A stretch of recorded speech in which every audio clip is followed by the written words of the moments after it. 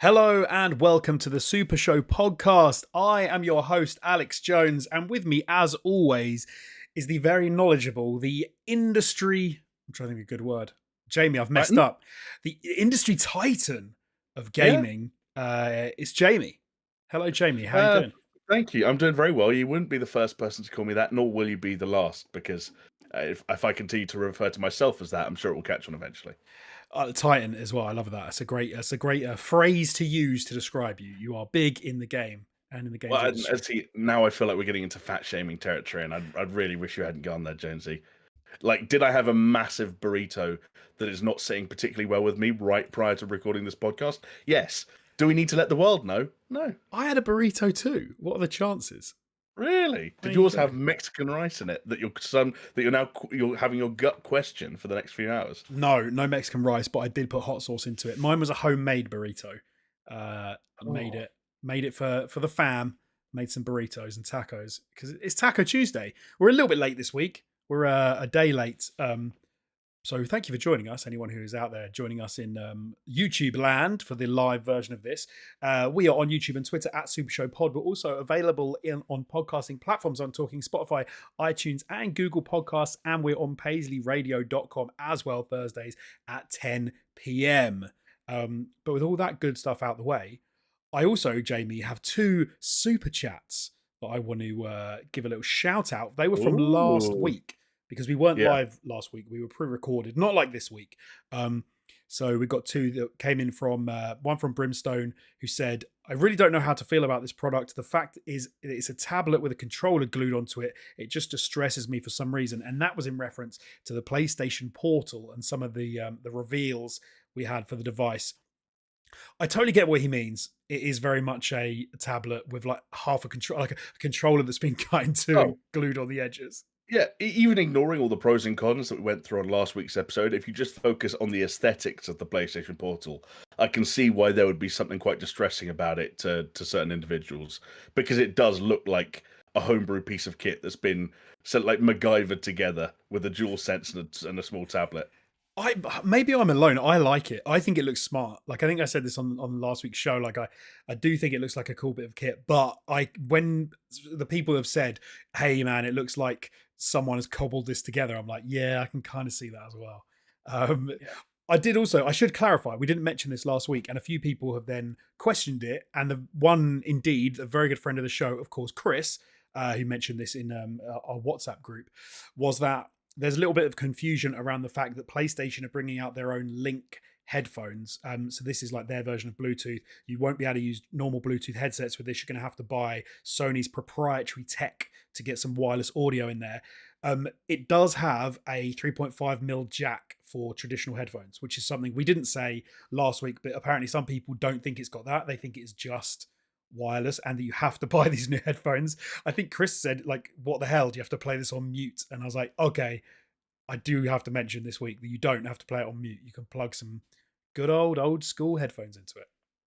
I guess which is an important clarification, but still, like the fact that there is no traditional Bluetooth support for the massive range of Bluetooth headphones and headsets that people now have as a result of the way that mobile devices in particular have moved in recent years, does feel a little bit outrageous. I'll be honest. I watched an MKBHD short about this very issue just prior to us going live, or rather recording last week, but it just felt like, when something feels a level of nerd above the level that even we operate on, that Yeah, I'm not going to bring it up because I'll yeah. probably butcher it or say something wrong. So No, I get you totally. Um, we do have one more super chat as well. This one comes in from Pastors Guild, and I'm going to leave this and I'm not going to explain it one little bit. But Pastors Guild just said, made it as in attending the podcast last week. My bum hurts, but getting that dollars, Jamie. So there you go. yeah, what's great is that I've actually forgotten what this references to myself. So I can only imagine that Pastors Guild frequents the same burrito place that I do, and the Mexican rice was just as spicy that day as it was this afternoon. Shall I remind you that you don't remember? Do I want reminding? Because again, like, people's bums can hurt for any number of reasons, James. Let's be adults about this.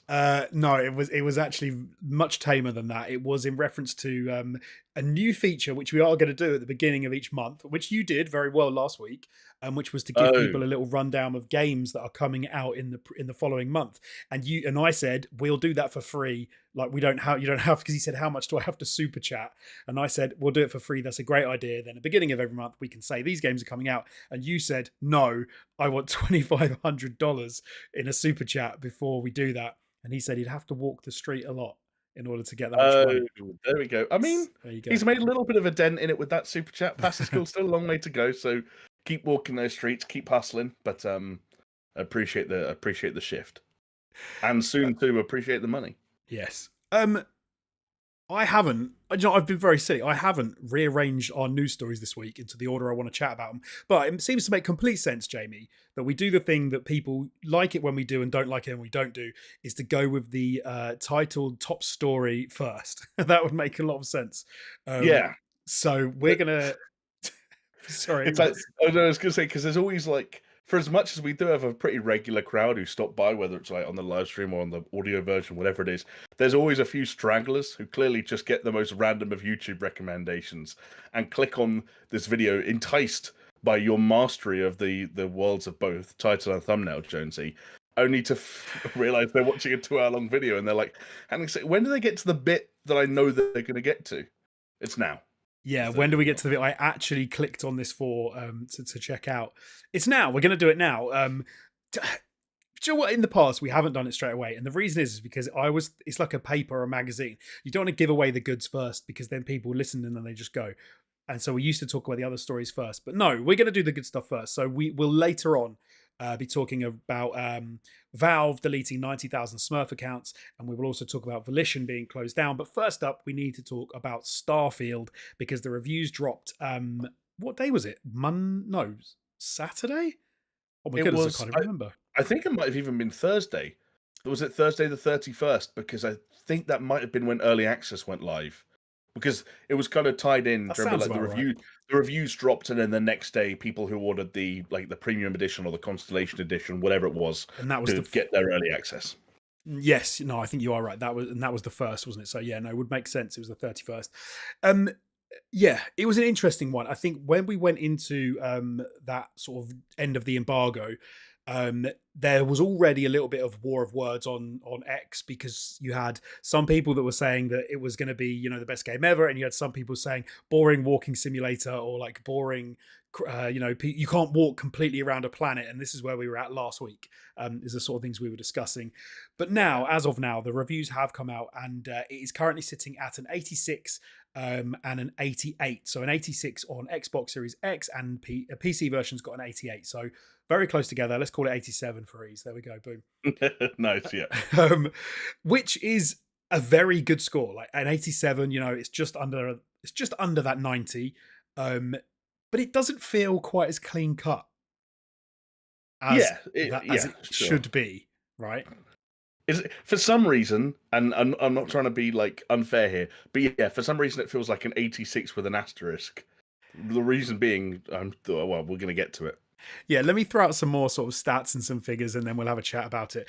So Starfield, when we were just talking about those early access players, it's already hit a high of 230,000 concurrent players on Steam in its first 2 hours, which is, pretty crazy given that you're talking about pre-order people and people with those special editions.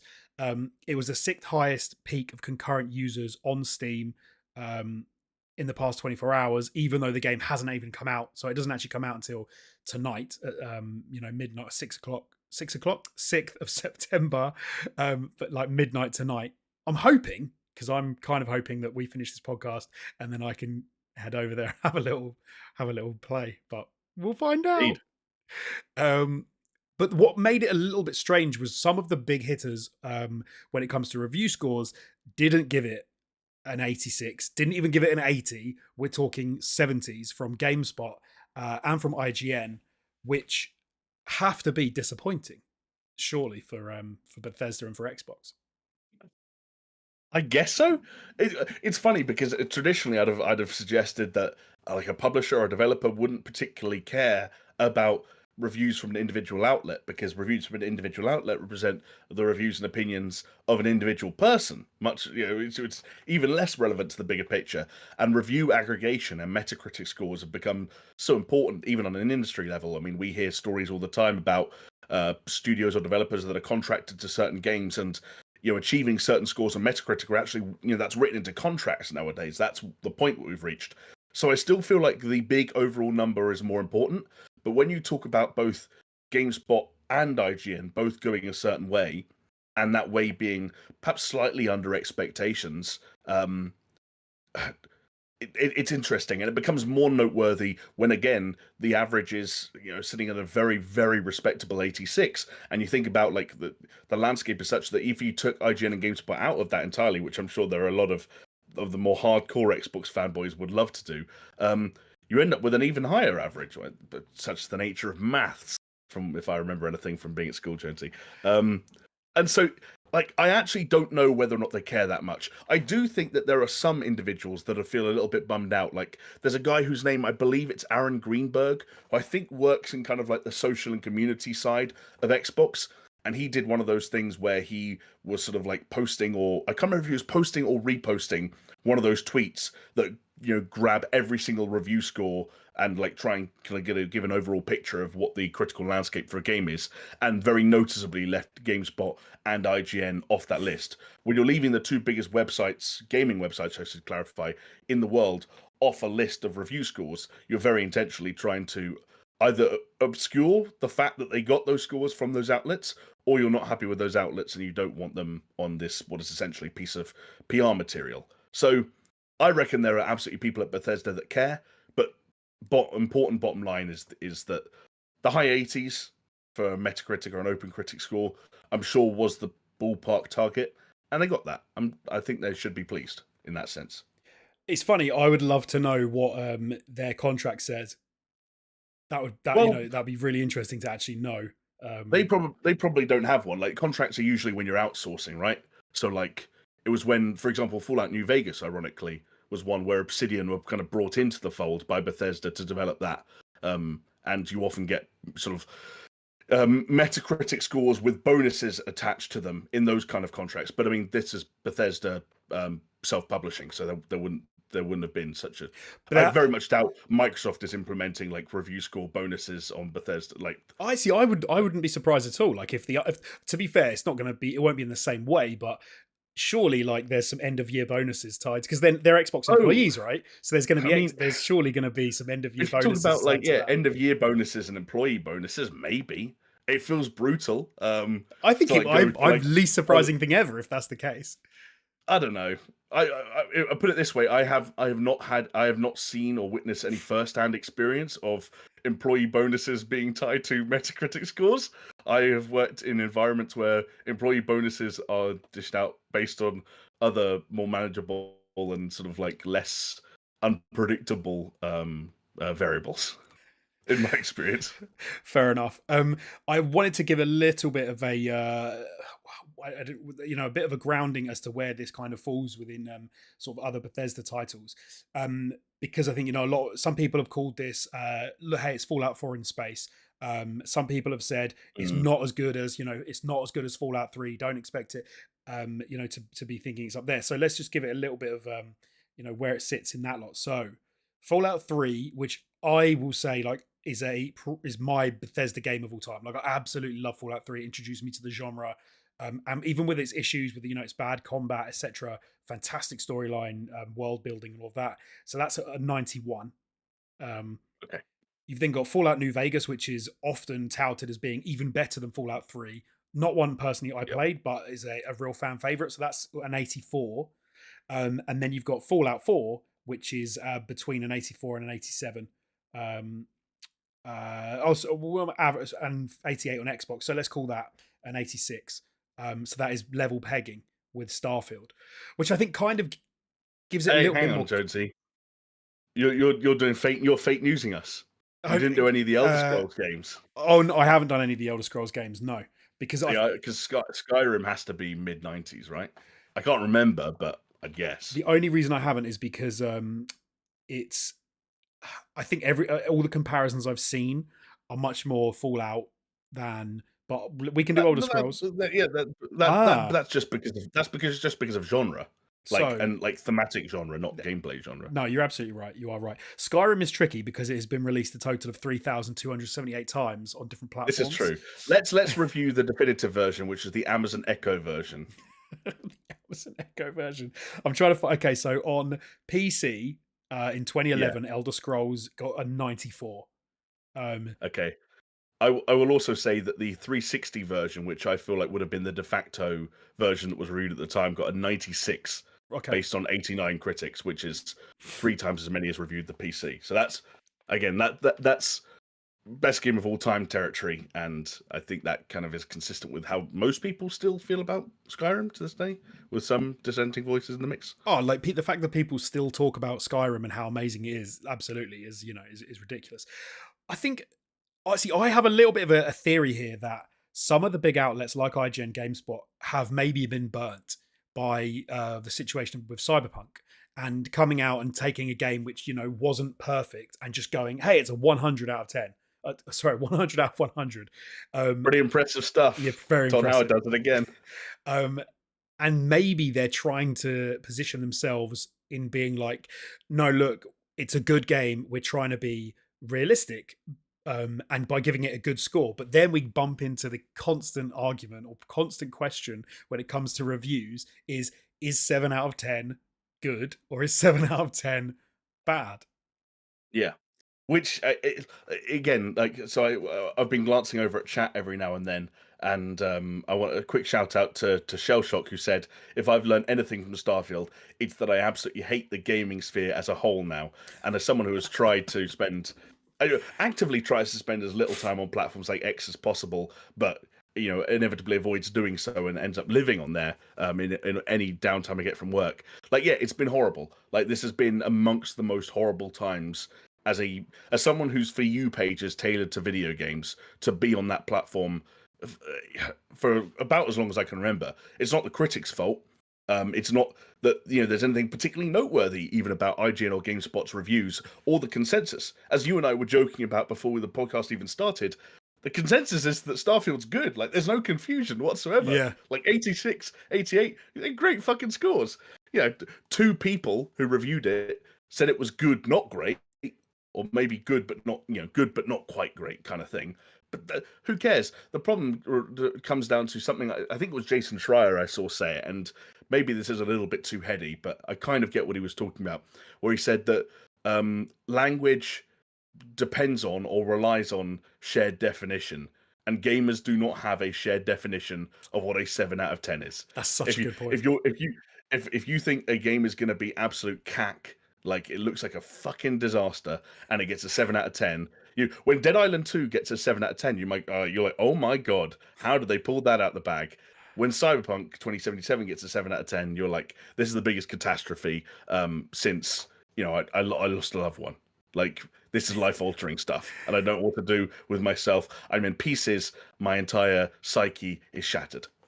It's funny actually. It's almost like it's all relative. It's like if you're walking through, you know, if there was a competition and people were trying to win, the most unattractive person of the year award, and you're walking around and someone said, "Well, how does he look? How does she look?" And you went, "Oh, they look all right."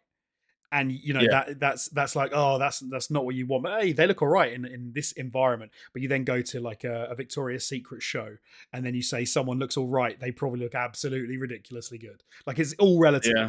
It's It's all all relative. relative. It's all Um, relative. As Rodrigo in the chat pointed out, I think that's why a lot of modern reviewers moved away from the number scoring system, and I totally agree. I think more and more outlets have realized over the years that actually sometimes being definitive in that way and getting it all down to a number just muddies the waters. it really does. And there's so many games you play that actually giving them a score, if you were being honest, would the scores wouldn't sound amazing. But then you say to people, "Yeah, but you've got to play it. Like, it's such a Hmm. good game." And this is true. I always remember a conversation I had with our old mate John Babb about his Yeah, favorite film, which I believe was Stand by Me. But when we then talked about like what would you give that out of 10? And he was like, oh, I'd give it like an 8. And we're like, have you watched 10 out of 10 films? And he's like, absolutely. And we're like, they not better as films? And he's like, no, they're not my favorite film. They're not as good as, which is that thing is Oh, you can absolutely yeah, have a film which isn't a 10 be your favorite film and watch a film which you would rate higher, because those, it doesn't have to be the same, right? And I've actually heard, totally. but the interesting thing is, going to your point about reviewers swearing off of number systems, is, and I said this before the show, and you questioned me about it, like rightfully to do so. I think I said the review scores around Starfield have been muted, and you were like, but they haven't. It's been reviewed really well. But I think the thing that what I was referring to was I've actually watched a number of reviewers who didn't give it a score, and a lot of them said things like, this system's really good, but the inventory system's not very good. The game's kind of boring. I didn't have as good a time doing LLO. And the way that the feel I got from them was that they weren't having a great time. And they were saying, hey, it's a good game. It's a good game, but it's not a great game. And so I suppose I got that feel from people. But you then look at Metacritic, OpenCritic, Rotten Tomatoes, all of those things. And this game's damn good. And most people are having a great time with it, and really like it and really enjoy it. Yeah, and again, I think it's going to depend on who those people are that you're seeing. Like, It's if very you were true. talking about the fact that most of the people you were coming across that gave you that feeling that things were muted were from the kind of the streaming or the content creation side of things, I might agree with you. Like a lot of the more high-profile opinions that I've seen from streamers that have played this game enough to finish it have been slightly more muted, as you've said. I think there have been some of them who have, really quite liked it, but a lot of them haven't. And I think also what we've seen a lot of is people want to get different things from this game. And there's a lot of people who have arrived at Starfield as unabashed or unashamed Bethesda RPG fans and have liked indulging in the kind of systems that have been present in their games since, in some cases, Morrowind. And that those things are never going to change, and people don't want them to change. People want to like murder someone, jump in a pond, and have someone from the security swim up to them, and then get locked in this fucking fucking conversation where they're like, you violated the law, and then you have to agree to go to prison or pay a fine. Or people don't want that stuff to change. Some people do.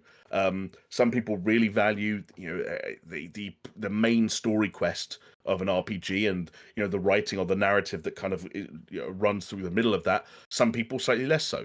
That's why you're going to get people who, we've already discussed this again off air a little bit, people who are like, yeah, you need to mainline the main quest because actually Starfield really gets going in New Game Plus. And then you also get people who are like, I'm 120 hours in and I haven't done the second main story quest yet because I don't want to, because I just found a planet that has a banana on it and I picked up that banana and I put it on my ship. And it's like, okay, yeah, no, like, to each their own. But when you create something this big, and this sort of like expansive, versatile, diverse, like whatever kind of adjective you want to use, different people are going to get different things out of it. It's going to lead to a wide-ranging set of opinions, and in this case, maybe even opinions that might vary based on kind of like the perspective people are taking going into it, which is going to differ from like a critic who got a code 2 weeks before their review was due to a streamer who has an audience to entertain from minute one. That's a really good point. I've often wondered. I mean, we've had some occasion to do it, but it's not been that often, where we've done it properly. Which is, if you are someone who has to review a game, or if you're a streamer who's going to stream a game, you go into that with a very different mindset than you do if you were just going to play a game that you wanted to play. Um, Hmm. and actually, like, maybe playing the game when, yeah, like we've now heard like from official channels, hey, don't try and spend hundreds of hours before you finish the main story. Finish the main story and then keep playing New Game Plus. That's really important.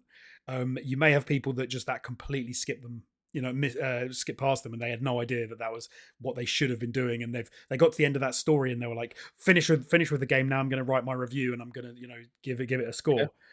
But maybe that's a mistake. It's a difficult one. But then you can say, because then you get into the nitty gritty of like, is it fair to have right or wrong ways to play a game? And also that age old debate that we've seen thrown out millions of times before, especially with previous RPGs, which is like, can you give a game a positive review with the caveat that it takes 12 hours to get good?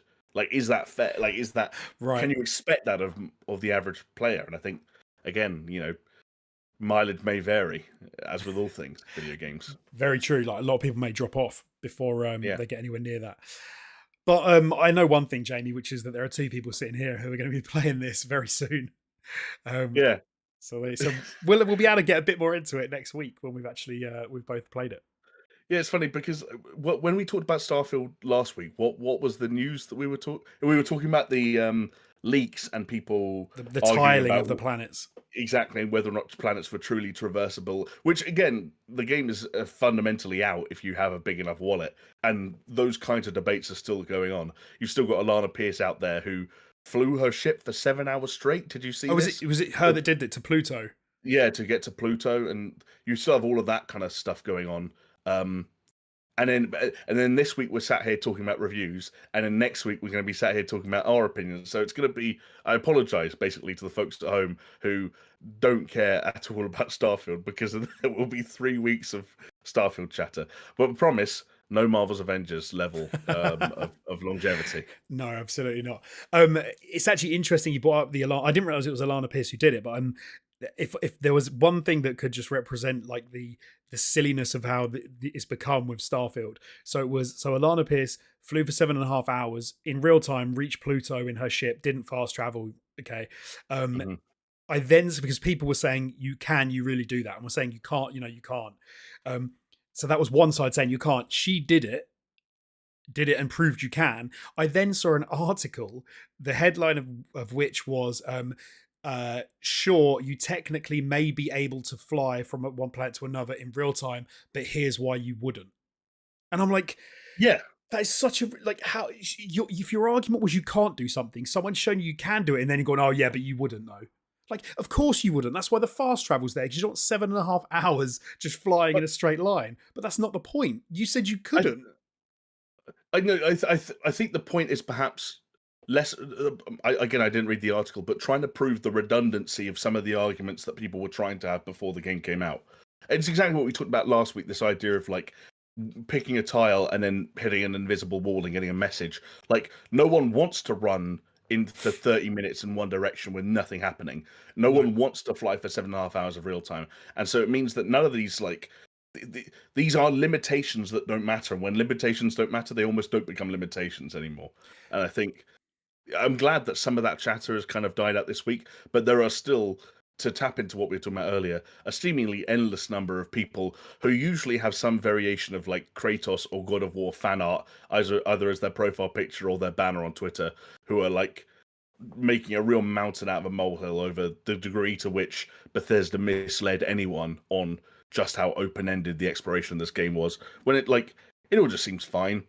I know that there's maybe a problem that when fast travel is as you know blatant, is that the right word to use? When it's as obvious and as implemented on such a high level as it appears to be in Starfield, that maybe even the most committed of sort of space exploration role players find themselves fast traveling directly into their ship, fast traveling directly to a system, fast traveling directly to their planet, fast traveling directly out of the ship, and all of a sudden it's just like four menus in space instead of space exploration. Then that can be a bummer, but it's still a choice. It is a choice, but I was thinking about this because I think I suggested that that's not that fun. Like I wouldn't. I would rather you couldn't. But then I think I even said, but then of course I could just not do it. But I know that I Yeah. wouldn't be able to resist it. But I What almost feel like maybe there should be a toggle for it. what you're saying is that you're going to your favorite restaurant while you're on a diet, and you want them to take the cheeseburger off the menu so that you can't order it. Yeah, kind of. I suppose. Yeah, taking away Okay. that temptation. Yeah. The problem is there are other people at that restaurant, and I'm one of them, and I'm ordering that But cheeseburger, baby. what what about a toggle? Would you think that'd be a good idea, or would you think it'd be a bit of an irrelevant little thing? Um, I think, like again, if your problem is with your willpower, then like hiding it as a toggle in the options menu doesn't really change that issue. Like if you're going to be inclined to go for the easy option, like yeah, I don't know. Maybe you feel like it's the kind of thing that if you never even saw it, then you'd forget it existed, and then you'd watch every loading screen, and you'd manually get into your ship every time, and you would never fast travel anywhere. But I also just feel like I don't know, just ignore it. Like Yeah, just ignore it I'm trying where to. you can. I played a ludicrous game. What was So it? A very apt point in the chat from Brady Davidson. You control the buttons you press, Jonesy. No, of course, but I was so I'm. Oh my goodness, I can't even. What game is it? What game is it? There's a game that I played like a while ago, which had the fast travel was so good on the PlayStation 5. It actually Spider became a. Man. No, it wasn't Spider Man. It was something. What was it? Are you sure it wasn't Spider Man? Spider Man. No, Spider Man. Actually, no, Spider Man was the reverse, where there was extremely quick fast travel, but because swinging was so fun, no one bothered doing it. It was Ghost of Tsushima. Oh, and that is literally like fade to black, and then or 2 seconds you're there. And on the PS5, it actually became. So I'd finished the game. I was trying to just clear up some of the end game stuff, and get to some shrines and things like that. And some of the things you can get an unlock where it's like you can have the wind point you toward a certain collectible, and it became a completely viable option to effectively see where the wind was going, hop into the map, orient yourself in the direction of the wind, go into the map which was directional anyway, and then just put yourself forward and fast travel. And it became like you could just skip through the map and through the world insanely quickly. And I think Yeah. when it gets like that, like absolutely, Brady saying it's you controlling the buttons.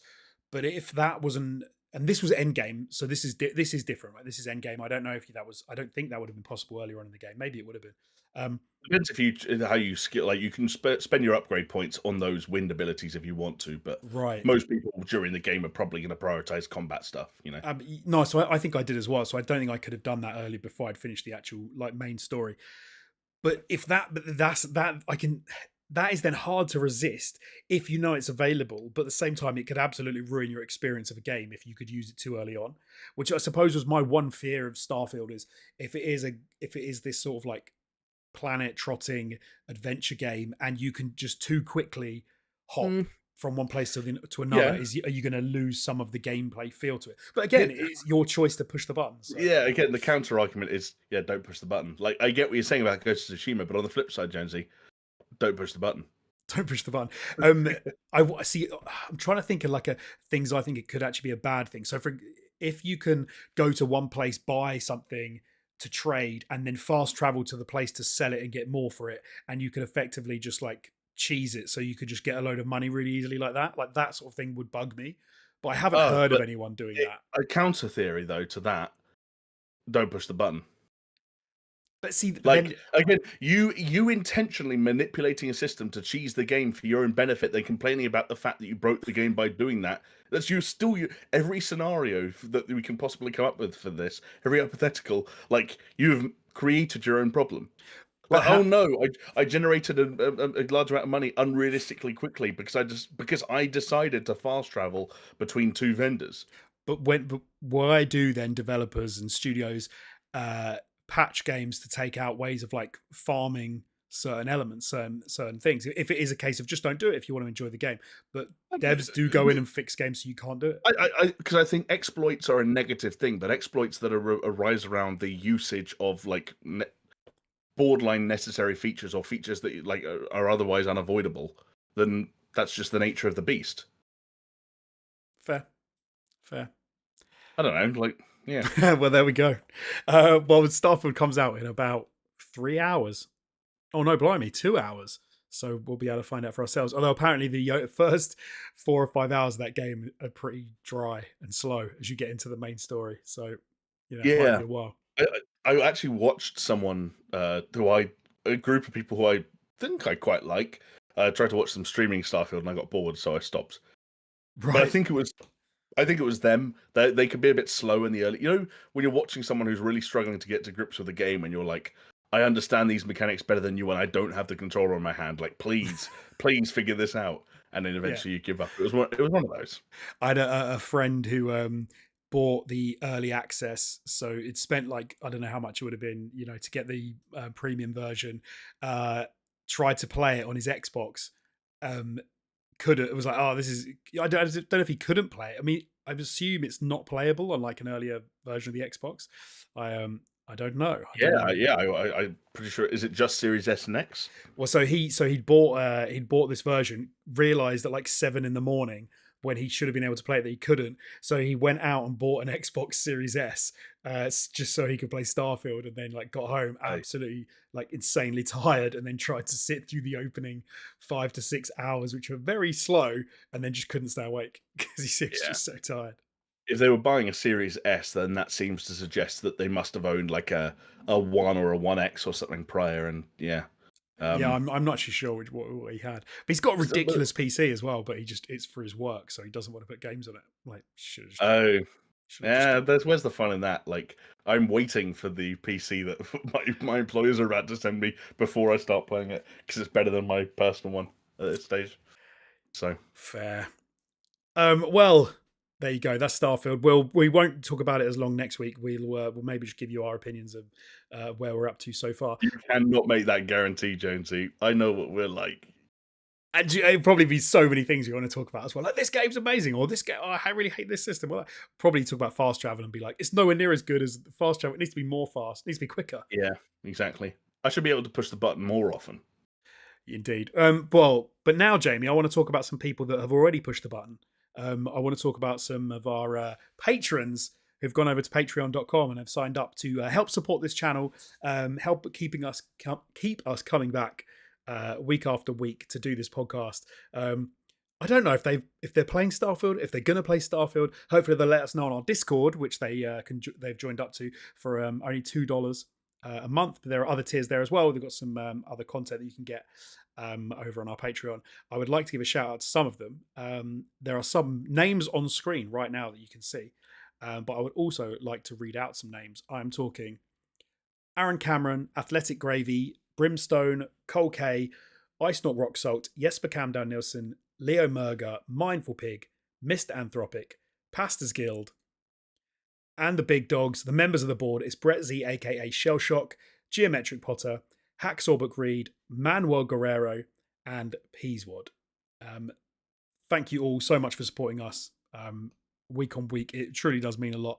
It means that Jamie and I can talk games at length for no other reason other than just Literally to no other reason. yeah. Yeah. Huge shout out to the fam. And also, yeah, shout out obviously to everyone who's supporting us on Patreon. Massive thank you. It means a huge amount. But also, just want to give a shout out to everyone that indulged us last week with our request for Jim Carrey recommendations. Saw some people do that in the YouTube comment section, and also a couple of you people hitting us up on Discord. So thank you to everyone who got involved in that. Now it's up to you and me, Jonesy, to actually follow through on that and devise a list and actually get to watching. How many did we say 5 or 3? How many did we say we do? I think we say 5, but I mean, we also have to manage it with how realistic it is that we can watch, like how many Jim Carrey films we can manage to watch in a short period of time. Part of me feels like if we made it homework, I'd be motivated enough to like just get shit done. But I don't know. I think I could do 5. Yeah, and then we'll watch them, and then in a couple of weeks we'll do some Patreon content. Yeah, talking about those Jim Carrey golden movies. I also wondered if I could give a quick shout out to the fine folks who are watching us live on YouTube this evening and joining in by sharing messages in the chat. Absolutely. Okay. In that case, I'd want to give a quick shout. I know I've read some of your names out and some of your messages out already, so please do keep them coming. But shout outs to Shellshock, Slick, 1977, Magni, Low Point Fair, The Funky Penguin, Brady Davidson, The Mushroom, Randall Flagg, who's finally caught us live and is driving, but good news, Jonesy, feeding into Randall's ears, nice. not watching the video and driving at the same time. Smart. Because don't super show and drive, just like you don't drink and drive. Rodrigo, Just a Guy, I think I've covered everyone with that. Yeah, huge shout out to everyone. Thanks for joining in the chat. As Shellshock said, "Hi, Mum." They're about to say my name. Hi, Shellshock, and hi, Shell's mum. Yeah, thank you guys. I genuinely, we do love it when people like watch and comment live and stuff. It's really cool to know that you're out there watching, listening. But yeah, as Jamie said, don't watch and drive. I swear my mum had a car at one point. There was only a 2-seater and it had a DVD player that played films, but it would only play the films when the car was stopped. Yes. I do you know what's weird? Like, I have the exact same thing where I can also remember very briefly having a family car or my family borrowing a car or like whatever it was, that also has some kind of TV in the front and the middle that you could only watch when the car was static and like either in neutral or whatever it was. What's weird is that there's something kind of like futuristic about having a display or like watching TV or watching a movie from your car that I think a lot more high end cars are starting to implement. You know, with touchscreens and these massive, almost like tablet like interfaces in Teslas and whatnot. And yet, both of yours and mine's experience of that are from like cars that are probably 20 years old at this point. But how rubbish is that? Like, what if the car is the only thing the car does is to drive? Then imagine trying to watch a film and you're driving along and it only comes on when you're in traffic. Like, that's so crap. That is, unless you're one of those people that gives a lot of people lifts and you're hanging around a lot, or like, I don't know. If you find yourself sat, If you're an Uber driver, in a stationary car that's in neutral quite a lot, because I presume does the engine have to be on? I don't know. I don't know. I wonder what it does to the battery as well. Oh yeah, it would absolutely kill your battery, wouldn't it? If the engine wasn't like on. if my mum's shouting at me for leaving the lights on, I'm definitely getting shouted at for watching like Meet the Fockers on DVD. And this is the other thing. As a kid, you'd be like, "Stop, mum! Pull over! I want to watch the next scene. It's the end of Meet the Fockers. I want to see what happens." Yeah. And you're like, "No, we're going home."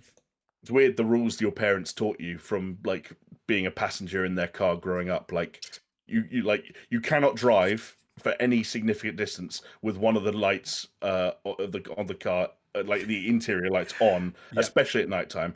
And also, you always have to turn down the music or the radio when you're joining onto a busy like motorway or dual carriageway or something like that. Like any any advanced or like remotely high stress maneuver, radio has to get turned down at least 50% volume. I'm paying attention. I'll turn it up when we've merged. Literally, my mum used to say, "You can turn the radio on when we're on the motorway." I need to concentrate up until. I don't turn it down if I'm getting on a motorway or something, but I do turn it down if I'm parking. Okay, yeah. And the kids will be like, "Oh, I'm listening to that," and I'm like, "You can listen to it again when I'm finished parking." Yeah, serves them right. It does. Well, Jamie, apart from watching films in your car when it's not moving, what else have you been up to this week? Have you watched anything, played anything? I have, yeah. I don't know how this is going to go down. This is actually quite naughty of me, Jonesy. But Naughty let's of do you. it. Yeah, this is quite naughty. I did wonder because you haven't listed anything, and usually when you do that, it's because you want to be sneaky. Yeah, I did kind of want to be sneaky. Because you know what I'm like. When there's a video game zeitgeist, you know, when something's happening, when people are talking about something, I like to be a part of it. I don't feel like feeling like I'm missing out on stuff. And I don't know if anyone noticed. I don't know if you, for example, noticed, Jonesy, but in the past week, a critically acclaimed RPG was released. An RPG that sits in the high 80s, in fact, on both Metacritic and OpenCritic. And I put it bluntly, I couldn't resist. And so I've spent some of the last week playing Sea of Stars. Do you get it? That was you. I was waiting for you to like pull a face. The whole joke was I was trying to imply that I was secretly playing Starfield, but you just. I was literally sitting here thinking he's just been through an entire conversation about Starfield and not admitted he's played Starfield. The face was one of shock, and then when you said Sea of Stars, there was some relief there. Okay, well, I'm just very good at hiding my emotions. Good. I hope that anyone listening to that at home or wherever people are, like they got. I hope I was seething. You just can't read it. I hope there was palpable tension in the room because Jonesy was like just completely no selling my amazing Sea of Stars bit. Okay, but yeah, I have been playing Sea of Stars like largely because like in what is kind of. I'm not necessarily going to first, but kind of what is slightly unusual for what was a fairly highly anticipated indie game that also reviewed extremely well. Sea of Stars launched day and date on both Game Pass and PlayStation Premium, or PlayStation Plus Premium, I should say, which I don't feel like you see too much of. But that was cool. I've been playing the PlayStation version on PS5, and I've been having a really nice time with it. I must admit that it harkens back to an era of RPGs or JRPGs in particular that I'm not particularly familiar with. Like I never owned a Super Nintendo. You know, I wasn't out there playing Chrono Trigger or Breath of Fire or anything like that. So I don't have nostalgia for a lot of what Sea of Stars is drawing influence from, but that doesn't mean that I'm not enjoying it. I think a lot of the ways it feels like it's, if anything, modernized. A lot of those traditional JRPG systems are really quite slick. Like the combat is fun and has enough kind of like new ideas, and also adds additional mechanics kind of with subsequent game time to keep it fresh. It's also like being sort of like a Chrono Trigger inspired RPG. It's not of like the random encounter ilk. There is a lot of combat, but it's kind of like you're always exploring like an overworld or a broader area, and you can kind of physically see enemies on the map, and then walk in, and then combat initiates in the same environment that you're running around in. Like a lot of puzzles that have kind of kept the gameplay varied, and also just like, again, you look at that art style, and it's like it's clear that they've taken a lot of inspiration from a certain era of video games, but modernized it using all the kind of the tricks in the 21st century, game development book. Lots of kind of very detailed landscapes and lots of parallax effects and sort of like particle and alpha effects and things like that. But all still within that kind of like 16-bit inspired art style that kind of really bring that world to life. Story is a little bit kind of, I like the characters, but a lot of the themes and overall ideas are kind of like, everything seems a bit tropey at the moment. Right. Like, and like as a result, like it doesn't feel like there's any real particular consequence to anything that I do or perhaps will do as the story goes on. But I'm looking forward to kind of seeing where it goes. So yeah, Sea of Stars has been a fun game, and considering, I don't know, most people I feel like are likely to be subscribed to at least one service that it's available on. I think it's worth a shot. It would be worth more of a shot were there not another critically acclaimed RPG launching within 1 week of Sea of Stars. But if you're like put off by just how big and how sprawling Starfield looks, and you want something a bit more old school and intimate, then please, give it a look. I must admit, I had no interest in Sea of Stars at all. And then it was only, I believe, yesterday or today that I started actually seeing things saying how good Sea of Stars is. And I was like, oh, Yeah, okay, maybe I do need to try this game. Maybe I should give it a look. But yeah, we'll have to wait and see how Starfield unravels. yeah, it's like I said, it's either going to be really good timing for some people out there or really bad timing for some people out there. You know, to each their own, I guess. It's a nice thing to have, and like I said, you probably fall into this camp. A lot of people probably already own this. Effectively, it's already part of their library by extension of the fees they're already paying. So what's a little 2 GB download of a game that you've essentially already paid for, when it's one of the best reviewed RPGs of the year at this point, weirdly enough. Yeah, Better reviewed than Starfield. yeah, which is going to be hilarious when you start to see people saying like Starfield's Sea of Stars is better than Starfield. Like, don't need Xbox, don't need Game Pass, blah blah blah. And then you wonder how many of those people are saying it because they've got it on PlayStation. Oh for yeah, that sole reason. they'll be doing that for the next month until Spider-Man 2 drops, and then it will become Spider-Man 2 versus Starfield. And And then the PC game will come in at the end and just be like, "This is great, but you're both forgetting Baldur's Gate." Apologies. yes, the as we're like at the moment the highest rated game of the year so far, I believe Baldur's Gate is sitting at, isn't it? So, which I haven't played, and I Yeah, don't think you've played either. I have not. I think that's ironically the PlayStation 5 version drops. Is it tomorrow as well? It's this week. Yeah, it's very soon, isn't it? I might I might take a look at that. But then I also had a conversation with our old pal Steph Murphy, friend of the podcast, who has played a chunk of Baldur's Gate.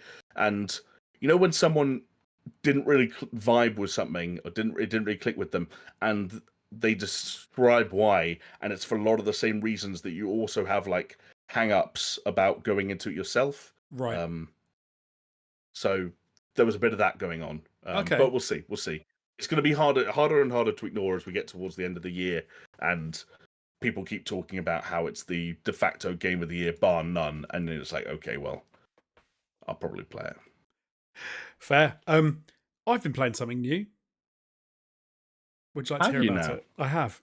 I would. I would. Which only came out recently as well for me. It was strange for me because usually I'm like 4 or 5 months behind at least. But Yeah. this is we saw both of us saw Under the Waves. I believe it was I can't remember when we first saw it, and we both sort of said how was it E3 Oh. time, or was it maybe a little bit earlier than that. So it's a new game from Quantic Dream, if in case people haven't seen it. Which was, if you have seen any of the trailers for it, it's a game with a guy in sort of scuba gear or a submarine swimming around under the water. And I think when we've talked about it before, we said it almost drums up like a feeling of maybe Firewatch. It's very heavy narrative with sort of like busy work thrown in to kind of push the story along and to like Yeah, reveal the story. But I can say that I've had a very good time with Under the Waves. Um, I'm I nice. I'm probably three-quarters of the way through, if not slightly further. I think I'm coming to the end of the story at this point. Um, it's a funny one in some ways though, because so I would be saying this game was absolutely fantastic and it's like probably my one of the best games I've played this year, if it wasn't for the fact that it is very buggy and glitchy in some ways. And I don't know if that's Yeah, ubiquitous. I don't know if that's across Steam and PlayStation, but I'm playing it on PlayStation 5 and I have been like inundated with issues, um, like hard crashes, um, save issues, just like the game just outright booting me. Like when I try and do, you'll try and do one, like the game will give you an option to do something, you try and do it, and obviously you maybe not actually supposed to do it, and the game just boots you, which is kind of frustrating. I've had to redo some missions multiple yeah, that's not times good. because of it. Yeah, just stability stuff really. But when it's working, when the game is working and you're swimming around under the water and you are investigating things and you're sort of flying, swimming around in your little submarine, it feels brilliant. Like the controls are on point. The way that everything goes together is great. The story, I haven't reached the end of the story yet, so kind of remains to be seen in some aspects. Like it could go one of two ways, I think. Mm. I've heard it's heavy. Like I've heard the grief at the center of the story is like very griefy. It is very griefy, but at the same time, it's kind of obvious for the kind of game it is. Like it's one of the few things that people go with when they're talking about this kind of game. I Um, mean, my top guess as someone who knows absolutely nothing would be Dead Wife. very you're not far. You're not far off. It's Yeah, not yeah, that, but okay, you're not yeah, far off. So it's that kind yeah, of okay. thing, and it's that heaviness of it. Is that like person dealing Wait, with was Firewatch Dead Wife? Firewatch was Dead Wife as well, wasn't it? I think, or like yes. or Dying Wife, but then Dying Wife, why would he move away? I don't know. It I'm was, yeah, oh god, I ignore can't me. remember. I think it was, yeah, I think it was Dead Wife. But it's that kind of feel. It's exactly that kind of feel. Just Um play Grief Bingo, video game Grief Bingo, and this is and even like if you look to the two games, you might be like, well, this is nothing like Firewatch. It very much is though, in the sense of your only connection to other people in the game is them talking to you through a radio, and you go and get missions through the radio, and you sort of get given busy work to do like you did in Firewatch, and you sort of go okay, back to your little main area, and it's open world, but it's a hub. It's like quite a small area that you operate in, and they'll say you need to go and do this mission, go and do this mission, then come back and go to bed, and then go do this mission and come back, and you sort of you bump into story beats and your own the characters heavy issues as well. So it's but at the moment, like I will say, yeah, it is on point. I'm really enjoying it, like I said, except for some of those technical issues that I've had yeah. along the way. But yeah, I it was should going to finish it ask soon. because. But first of all, quick correction. Rodrigo pointed out in the chat that Firewatch was Alzheimer's. So if anyone had that on their Grief Oh, Bingo card, congratulations. The question I was going to ask is that. yes. What Sorry, go was it? for it. No, no, sorry. I was like, oh yeah, it was Alzheimer's because she's not dead. He's like left. He's like gone away, and she's got Alzheimer's, isn't it? Yeah, see, I had a vague memory of that, but then I was thinking, why would like the how why do we remember Henry as a good guy if he'd like left his dying wife to go and have a very solitary job in the woods? It's more like Alzheimer's, I guess. Makes a bit more sense than I don't know, like a something more morbid. But what I was going to ask is that Firewatch, I think from what I've gathered, is a game that has a kind of a shorter run time than Under the Waves. Like Firewatch can be done in one sitting. I think Under Waves feels like it's a bit probably a bit too long for that. Almost certainly a bit too long for that. But Firewatch also has kind of elements where through its narrative, it incorporates other almost genre switches. Like there are almost like paranoia thriller elements to Firewatch before the true nature of some of the plot points have been established. Under the Waves feels like its capacity to do that is slightly lessened because the degree to which the protagonist is isolated is so much more extreme than it is in a game like Firewatch. Does that make it become one note where it's just like it's just you and this sad guy on your No, own a lot? Okay, no, because they do have that kind of a switch to some degree, whereas it's almost like a little bit like isolated horror. okay. I wondered. But not anything to put anyone off. Like I'm not good with like horror games. I like horror films. Horror games scare the crap out of me. You know, as I've said loads of times on the podcast. I don't think I could play that.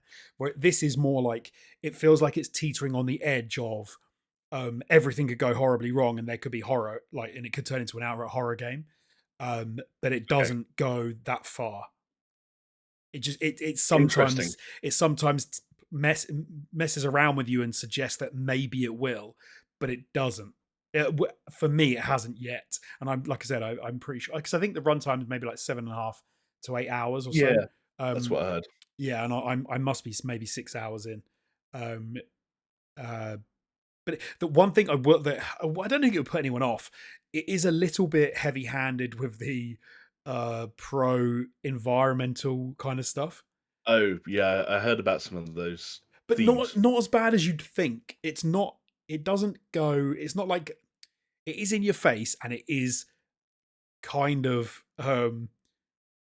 it's a little bit on the nose, and the character outright sort of, but then it kind of fits with the character because the character is someone who was like trying to look after the oceans and look after the sea life, and his wife's like a marine biologist, and you work for this company called U Trench, who are like a crude oil company, and it's almost like there's Oh, an idea that okay. you've sold out to work for them, um, Yes. and you're doing maintenance for them as a diver at their long term like underwater base. Um, and he does often say things like, "Oh, we're ruining the oceans," or "Oh, the poor animals," and "I'm working for the enemy." And there's like when oil, there's often oil coming out of things, and it's like, "Oh, the poor animals. Why would we dig up fossilized remains of animals to what for what purpose?" There is a bit of that, but Mm, it's not okay. as it's not it's not condensed into like a 20-minute bit. Like I've just given you about 5 hours worth of dialogue there, and it does repeat, as you can imagine. Yeah. Um, Repeats also, from what I understand, in what was originally or like natively written in French and then translated to English and then performed in English, but with lip syncing still for the French performances. Which apparently, I don't know if you've noticed this or it's bothered you, but apparently the lip syncing is just wild because they haven't even bothered to try and account for the fact that it s- was originally matched to French. it's funny you say that. So the graphical style is actually really good. Like the game looks really nice, looks really slick, but the main character's face looks kind of Grand Theft Auto Definitive Trilogy. Right. A bit of like the sort of Play-Doh vibes. Yeah, or like maybe a cross between that and like cell shaded. So it's Okay. kind of crap, like on his face. So so actually, I just assumed it was just bad, like animation, because it's all in cutscene that you see his face like close up and he's talking. So it didn't bother me because I just assumed it was bad because it doesn't look great. I didn't think it was because it was French, but now you say it, I'm like, okay, yeah, I can totally see All right. that. Okay. But no, but for hey, 25 pounds, I think it was. I'm enjoying it. But there you go. Yeah. Like it's one that I'm going to keep my eye on. I think if there's a price drop or if it comes to a service, I'm definitely going to play it.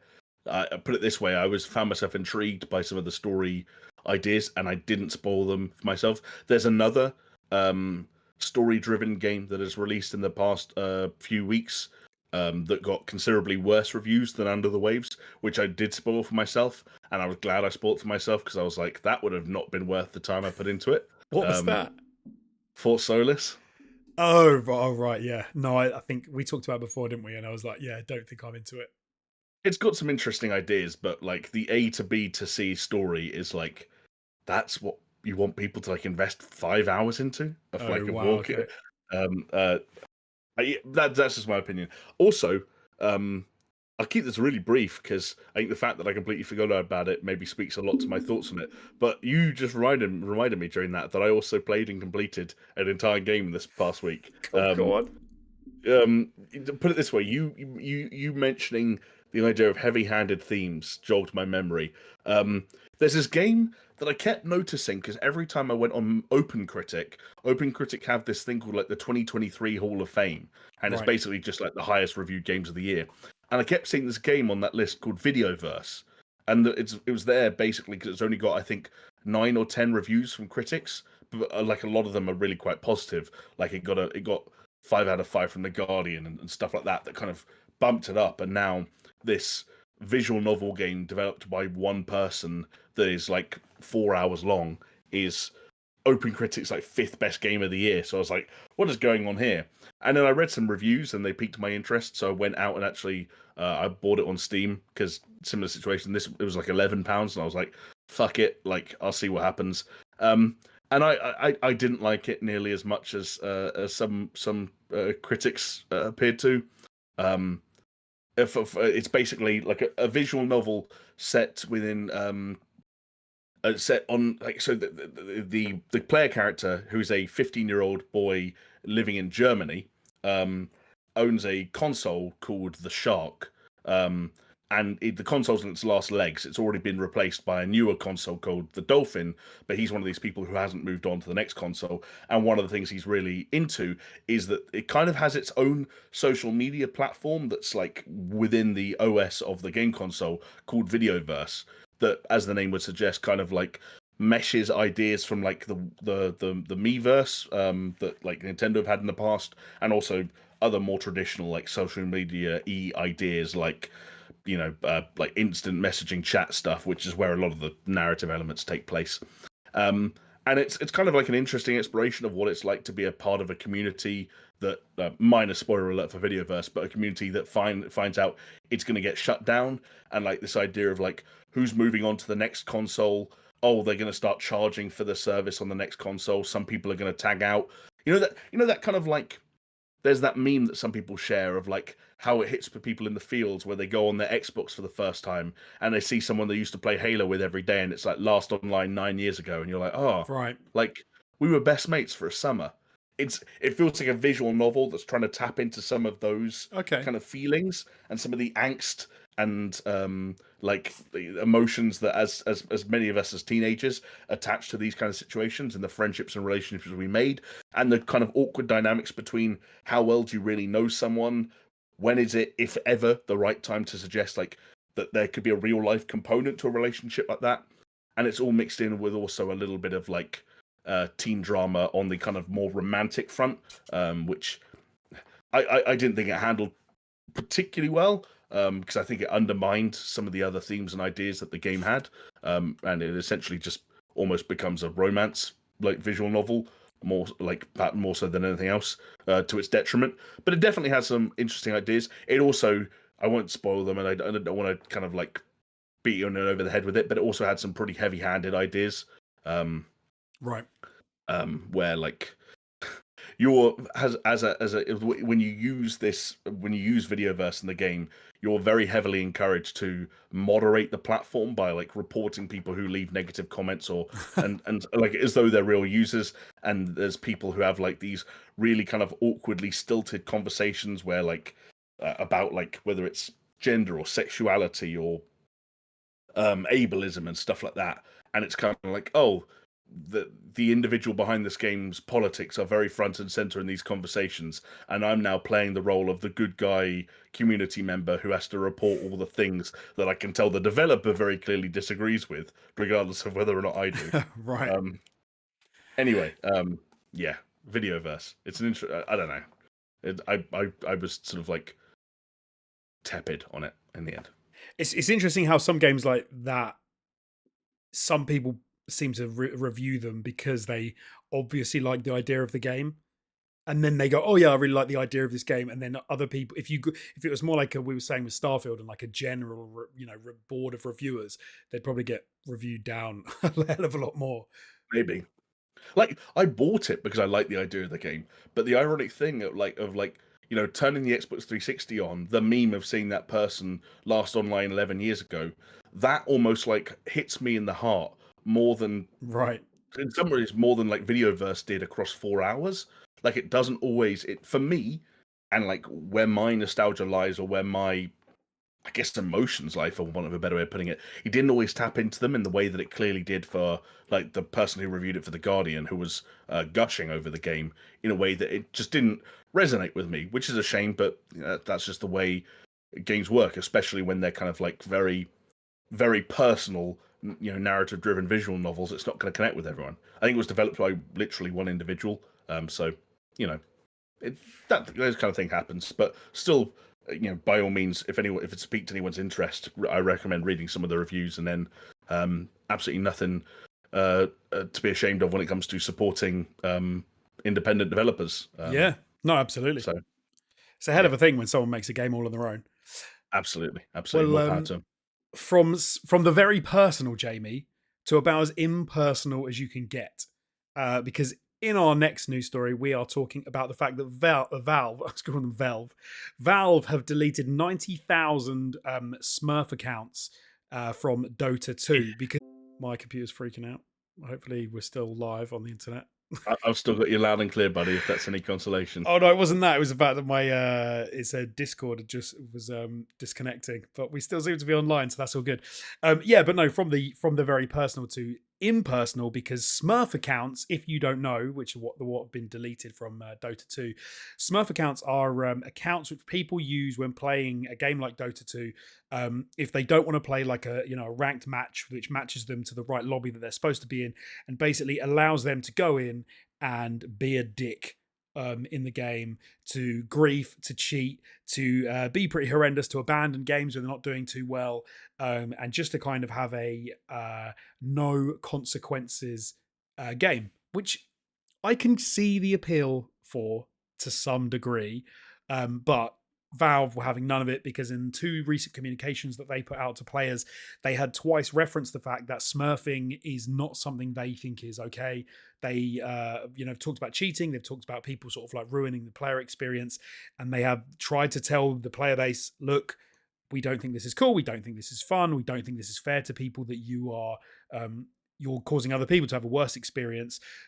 So they have finally come down and actually said, no, we're going to delete these Smurf accounts. They have also gone a little bit harder.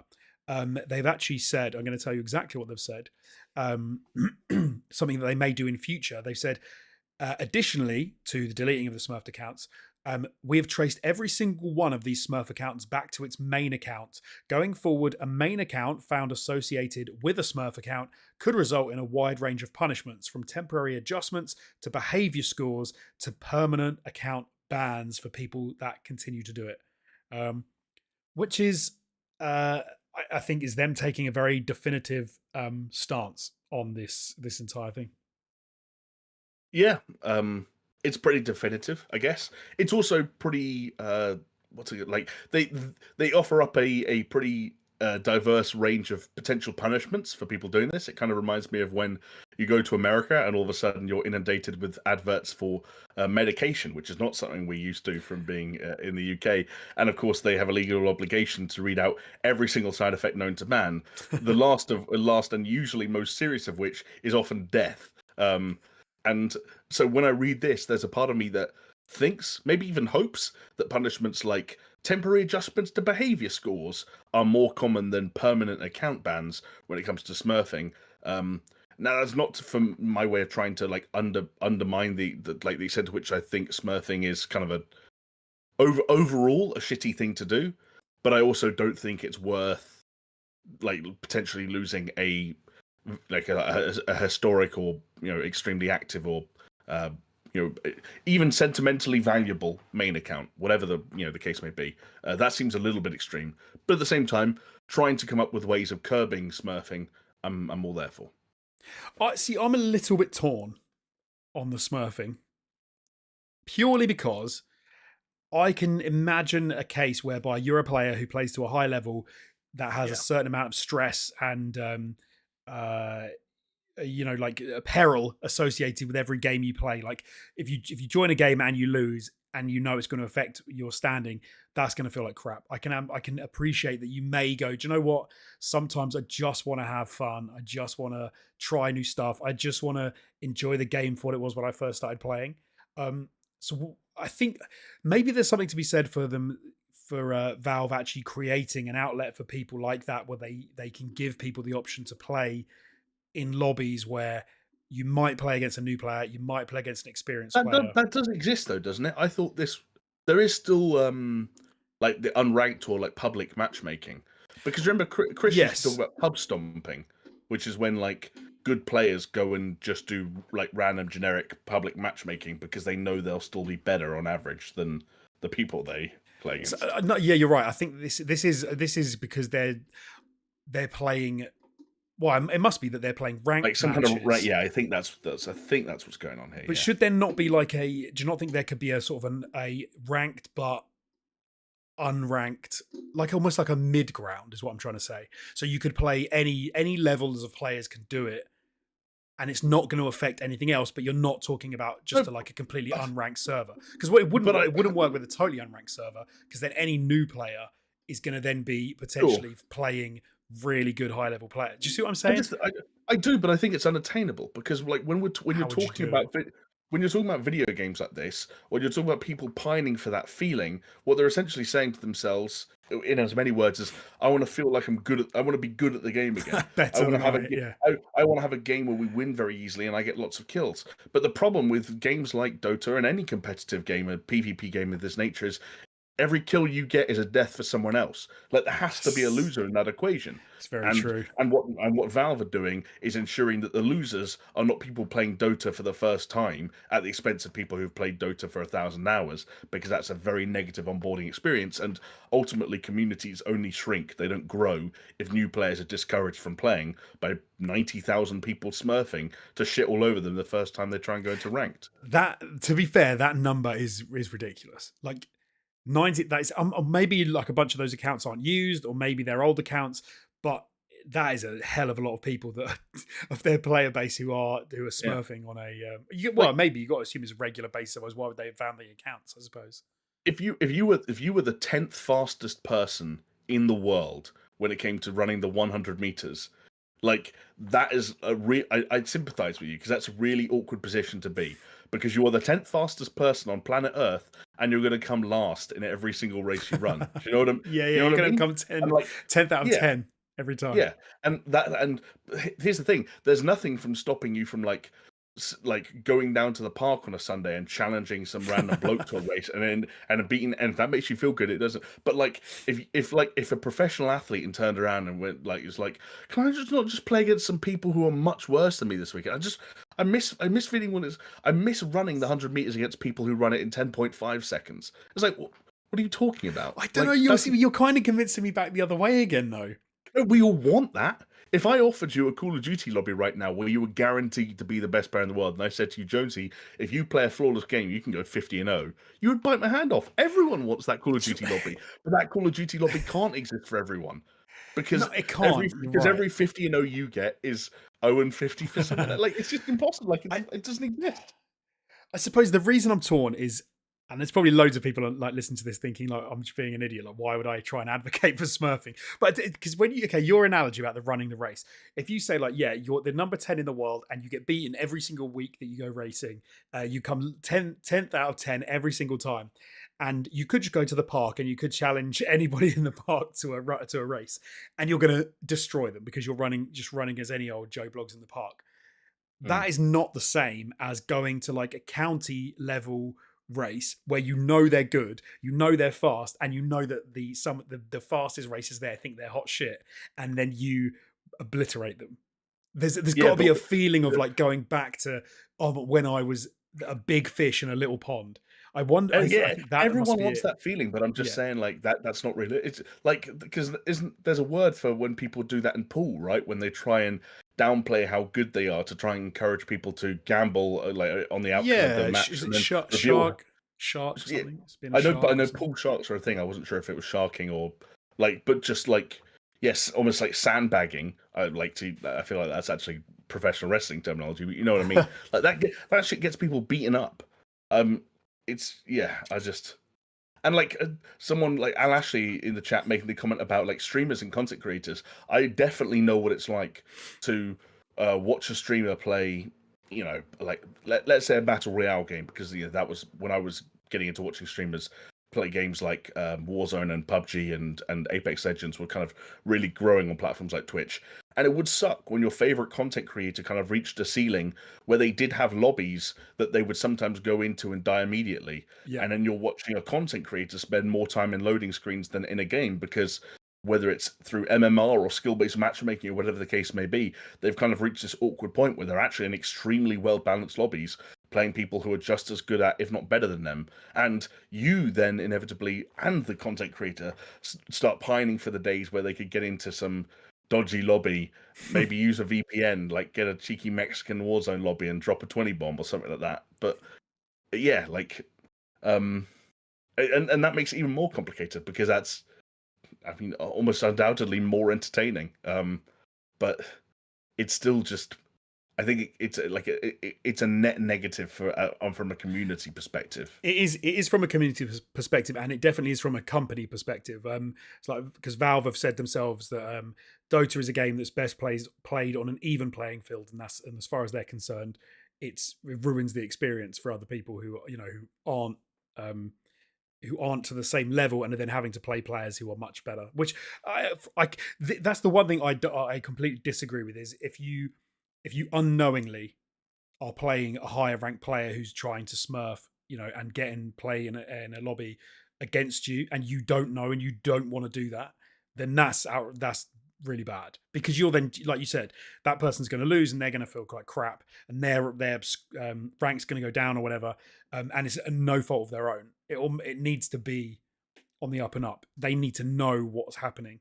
Maybe it should be. Maybe the way they should do it is to say, if you play a higher ranked player and you get, I don't know, X rewards or something, like it's a real high risk, real high reward for a lower ranked player. Like I don't know if they already do something like that, but maybe there's some weird way that someone can figure out how to But sort of accommodate. yeah, because also the problem with smurfing is that these are people who would be creating alternate accounts specifically to hide the fact that they Yes. are high level players. So you wouldn't really be able to reward performance based on that because the problem is they're trying to be anonymous about it. Yes, but then of course, yeah, but then we're saying like, well, obviously Valve, well, they've found 90,000 of them, so obviously they're doing something right when it comes to actually tracking these Yeah. accounts down. No, that's fair. I think, yeah, fair enough. I agree with Jonesy, you. Smurfing ain't good. people don't like level playing fields. That's the bottom line here. Everyone thinks they want a level playing field until they realize experience what a level playing field is like, and then if you offer them a leg up on that level playing field, they will take it. I do think because Valve obviously talked about how they really don't like people cheating and you hacking and stuff on their games. Obviously, I don't think smurfing and hacking or cheating are in the same league. Like being really good at a game and playing people that aren't as good is one thing. Cheating because you are a knob is something else. Yeah, Because that I do cheating. think that's different. Well, yeah, because here we are talking about like permanent account bans sound like a bit of a stretch for smurfing. Permanent account bans are not a stretch for cheating. No, ban them. Yeah, cheating is should be at bare minimum met with account bans because it's not on, folks. It's not on. Don't cheat in PvP games. It's not. And at the risk of making a slightly too flippant segue, there are some other people that have been perma-banned from Volition because Volition has been shut down. Wow, Jonesy, you just that's you're joking about unemployment. At the core of that joke is hundreds of people who are now I'm collecting not welfare. joking about Where they're unemployment. I'm stretching a segue in the only way that I could when that's where we were at. That was not laughing at anyone. That was an unfortunate linguistic formula that happened there. Yeah, so Volition, obviously, the studio behind Saints Row, Red Faction, have they're being shut down effective immediately. They are owned by Embracer Group, which we've sort of talked about a few times. That whilst they like to embrace companies, they also like to let them go, and they've let someone else go in this instance. So this was part of Embracer's restructuring. I think they were trying to do a deal with a Saudi some Saudi investors. I think it was for like $2 billion dollars, yeah. around that sort of mark, and they were hoping that deal would mean that they didn't need to make redundancies, but that has not come off. And so the result of that is that they've decided to make 340 people redundant, which, yeah, is horrendous. Like, my slightly flippant segue aside, it does suck, and it's all the more difficult because obviously Saints Row.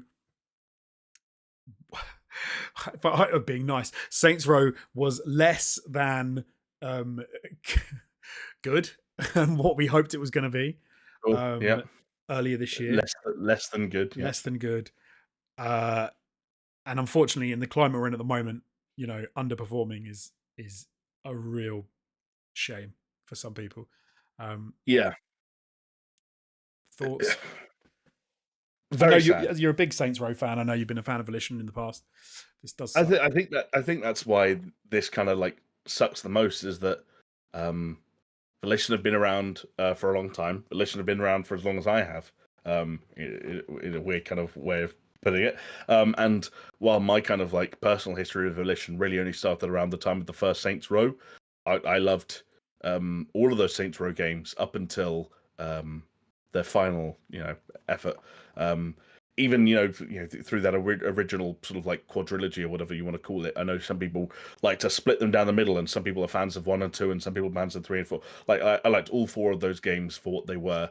And I'm the guy that still brings up Red Faction Guerrilla quite a lot. Like I think I brought it up in at least one podcast inside the last like 3 or 4 because I still think that game sports some of the best destruction physics that have been seen in a game of Agreed. that nature.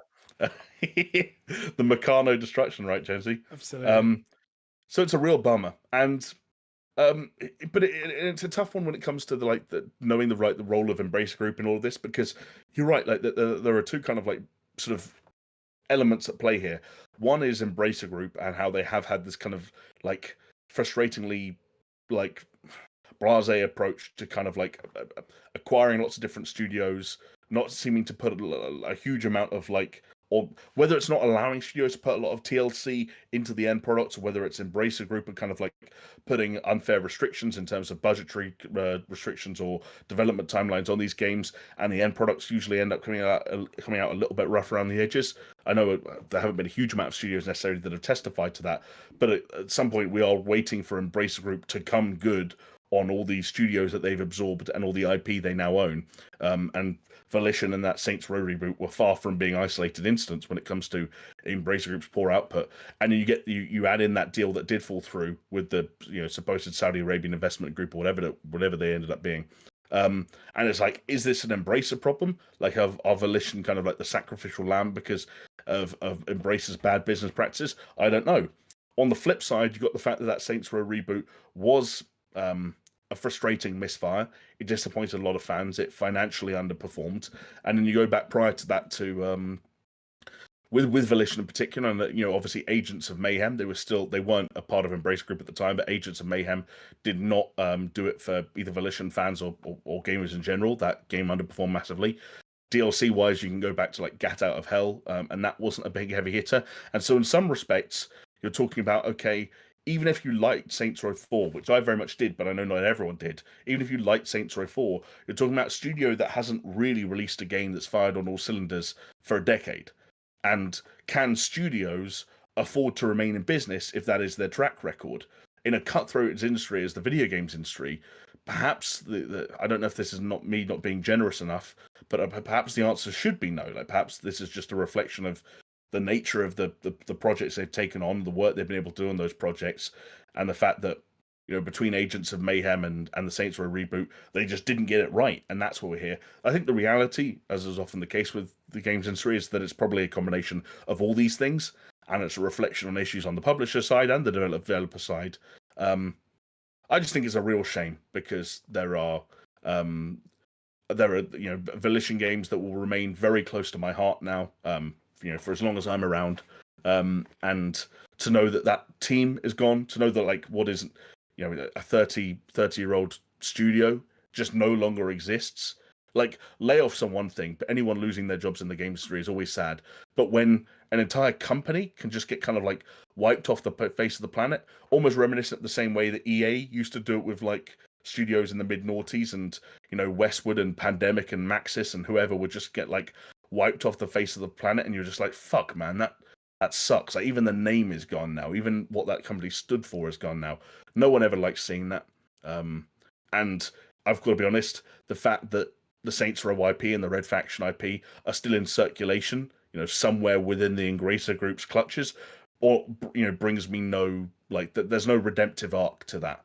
That doesn't make me feel any better about the whole situation. So yeah, it's a sad one. That harkens back to, I think, what my reaction to Saints Row was when we played it last year. I was sad more than anything else. I can't remember. Maybe I was a little bit angry about Saints Row. I can't remember, but I'm more sad about it than anything else because no one wanted it to go this way, and Yeah, it's not video games. positive for anybody, is it? When a game underperforms to the degree that Saints Row did. Yeah, exactly. And video games are a better place with a good Saints Row game on the market. And It's funny yeah, I completely agree with you, and I think, but it kind of, in some respects, it makes me have more of a negative view of studios being bought by big companies, because in some sense, like it reminds me of watching like that Double Fine documentary, and they talk about I can't remember his name, Tim, whatever his name is, the head honcho, talks about a time when sorry, I was drinking. Schaefer, thank you, yeah, Tim Schaefer. He talks about a time when they were having real problems, and they went effectively to the point where they probably would have gone out of business. And he went and spoke to a friend, and borrowed, like, I think it was like $240,000 to keep the Yeah, lights. it was like a month or a few months payroll or something. Yeah, and that basically kept the company going, and then it allowed the company to sort of like come back to life again, and it managed to mean that they could make some deliverables and get some cash back in the business. You kind of hope that in some respects, if Volition was on its own, that they may have had to do a load of layoffs, they may have had to even like sell some IP, or they may have had to do other things, but they effectively could have like tread water for a while, and then maybe their fortunes turn, maybe they manage to get out a good product that people buy, maybe they manage to make something come good. One of the problems seems to be when you're bought out by a big company and they own you, is that when they have financial difficulties, it makes so much more sense for them to go, do you know what? They failed with the Saints Row reboot. Therefore, we're going to get rid of this 340 people there. We don't have to fire people from other businesses if we do that. Let's just can the whole lot, keep the IP. And as you said, like, you then lose a studio which has been around for 30 years. And it weirdly as well, like, Saints Row, not in its most recent iteration, but there's something to be said for a game which is almost like a bit of a parody of one of the biggest games in the industry, like Grand Theft Auto, and the fact that they were doing something a little bit different. They were more edgy, and to kind of lose that, Yeah, even if they weren't that anymore in the same way, but to lose that from the games industry seems like more of a bad thing than just losing another another studio with a lot of people in. yeah. It's funny because even then, I think you kind of like touched on one of maybe the problems that the Saints Row reboot was battling, which is that Saints Row, having had 4 very different games, is a lot of things to a lot of people, and the extent to which it straddled that line between like GTA clone to GTA parody to its own thing. Different people kind of dipped in and out of what parts of that sort of world they enjoyed as that series progressed. And I don't know what the future should have been for Saints Row. I don't know what that reboot should have been like, and I don't know what a future Saints Row that could have theoretically gone head to head with GTA 6, for example, like could have or should have or would have looked like. But yeah, I think we agree that that it's a bummer that something like that did exist and is going to have like I know a special place in a lot of people's hearts, not just my own, doesn't exist anymore, and that for Volition. I get maybe there was no world in which Embracer ever saw the reboot being as perhaps poorly reviewed as it was, or missing its sales targets by as much as it did. And again, we don't know what the targets were, but like I remember, I looked it up, and it's like it did still hit number one in the charts like the week it came out. It did hit a million players in around 2 months from release. This isn't a game that sold nothing. This isn't, and again, I don't know how long it was in development for. I don't know how big this, like, I don't know how many of the 340 odd people at Volition were exclusively working on it, for example, and how much the team grew during that development phase and during the development period. But like, It's not a game that made no money. It's not an IP that's worth no money. And I also think to a certain extent, it's not an IP that people would have fully given up on had they seen that there was a genuine redemptive arc in the making for it, whether that was through another reboot or a complete rethink of what that franchise was. And I think it's kind of sucks that when you look at Volition, kind of let's say on the precipice of the Embrace Group acquisition, and you told them like, hey, you are one Saints Row misfire away from being wiped off the face of the planet. Yeah. They're going like, ugh, that's not the security we thought we were getting bought into. Kind of like it goes back to what you were saying about like Psychonauts and Double Fine and like the like even when it comes to Microsoft and their positive track record with Xbox Game Studios so far, there you can go back and watch the moment that Tim Schafer reveals that they've been bought or Microsoft have agreed to acquire them, and you can see some faces drop because like some people almost as cutthroat and as much as you can live on a knife edge, some people prefer and understand the independent lifestyle a lot more because it can be a lot more cut and dry when it comes to money and lifelines than the corporate world. And bit too close to home, isn't it? As well, like we've been through like almost exactly the situation like where and we've sat in front of people and said we can do this, that, and the other, and we can change all these things. We can pay for ourselves. We can be a portion of your company that you can ignore, and we will at least cover ourselves in terms of the revenue we generate, if not generate a profit.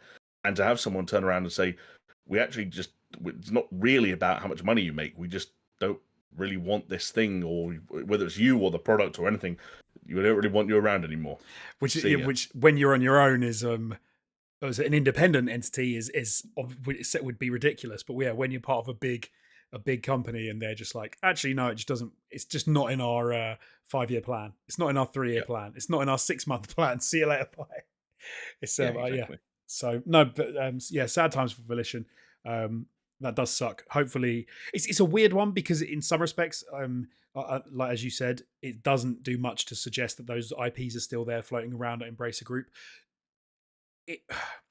If you ended up with like a good Saints Row game down the line, it's funny because it would almost feel like slightly worse because you'd think, well, if that was possible and Volition could have still been there, but at the same time, a lot of fans obviously would really like to see that, and it's still a possibility in the future. So have to wait and see. I don't know. I don't know what Embracer Group have planned, but like it or not, that Saints Row name carries a lot more weight than plenty of other trademarks out there in the video game sphere. Even after the failure of last year's title, and usually when the people involved, when money is the name of the game, no pun intended, then something of that value doesn't just go away overnight. Like Saints Row will be back, and it might take a little while, and I don't know what the fuck it will look like, but yeah, that's just the reality of these things. Absolutely. And the reality of this thing, Jamie, is that we're at the end of the show. Oh, baby, we made it. We did. Thank you, everyone, for joining us for this live, or if you indeed are joining us later on in the week for the recorded version on YouTube or on a podcast platform, or if you're checking us out on paisleyradio.com. Thank you so much for being here, for listening, for commenting, for all those good things. If you do want to join the Patreon, head over to patreon.com/SuperShow. Head over to the Discord, say hello, give us a shout, and we'll welcome you, as will our lovely community. But with that, nothing else to say except see you next week. Bye, everyone, and happy